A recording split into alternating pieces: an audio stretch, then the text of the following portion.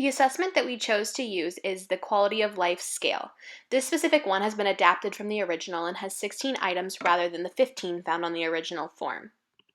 While the rest of the information on this form is important and valuable, it is not necessary for the user to understand this specific component. But if you do have questions or need further information, the information is provided for you for the individual who created this resource. We will now begin looking at the actual assessment that the individual using the resource will need to fill out. So as you can see, there are 16 different fields with components that assess quality of life measures, such as material comforts, health, relationships, etc.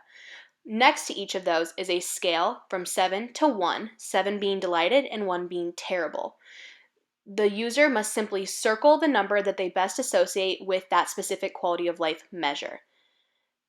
There's a brief overview of all 16 components, and it's important to look back at these specific components because that will aid in the assessment that will follow afterwards, meaning that will direct them to the resources that they need and the additional information that we can provide them with.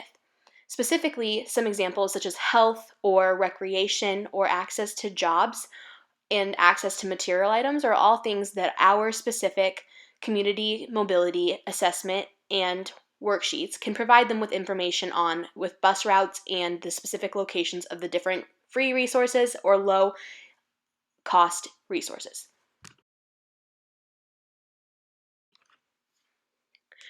We would like to thank you all for the participation in this assessment and also for listening to our videos.